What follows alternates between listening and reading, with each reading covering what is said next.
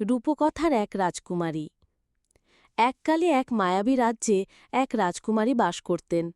তার নাম ছিল রূপা। রূপা খুবই সুন্দরী ছিলেন, কিন্তু তার থেকেও বেশি যা ছিল তা হল তার দয়া ও করুণা। তার রাজ্যের সবাই তাকে ভালোবাসত, কিন্তু রাজকুমারী রূপার মনে ছিল একটি বিষণ্ণতা। রূপার রাজ্যে এক পাহাড়ের চূড়ায় একটি প্রাচীন মন্দির ছিল। গুজব ছিল যে মন্দিরের ভেতরে একটি গোপন দরজা আছে, যার পেছনে এক গুপ্ত ধন লুকিয়ে আছে। রাজ্যের অনেক সাহসী যোদ্ধা এবং অভিযাত্রী সেই গুপ্ত ধন খুঁজতে গিয়েছিল, কিন্তু কেউ ফিরে আসেনি। রাজকুমারী রূপা একদিন রাতে মন্দিরের দিকে রওনা দিলেন। তিনি মনে মনে ঠিক করে নিলেন যে তিনি সেই গুপ্ত ধন খুঁজে বের করবেন এবং তা দিয়ে রাজ্যের দরিদ্র প্রজাদের সাহায্য করবেন।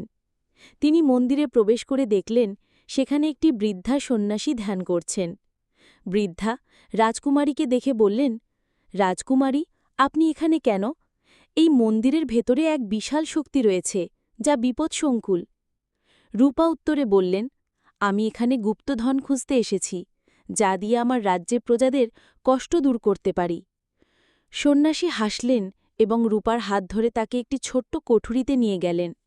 কোঠুরির ভেতরে একটি আয়না ছিল, যা একটি রহস্যময় আলোয় জ্বলছিল। সন্ন্যাসী বললেন, রাজকুমারী, এই আয়নাটির দিকে তাকান। আপনি যা খুঁজছেন তা এর ভেতরে আছে। সম্পদ হল জ্ঞান, দয়া ও সাহস। আপনিই সেই সম্পদ যা আপনার রাজ্যের মানুষের জন্য সবচেয়ে গুরুত্বপূর্ণ। রাজকুমারী রূপা অবাক হয়ে গেলেন। তিনি বুঝতে পারলেন যে প্রকৃত সম্পদ হল তার নিজের দয়া ও ভালোবাসা, যা দিয়ে তিনি তার রাজ্যের মানুষের মন জয় করতে পারেন। তিনি রাজ্যে ফিরে এলেন এবং তার দয়ালু মনোভাবের জন্য তাকে আরও সম্মান করা হল।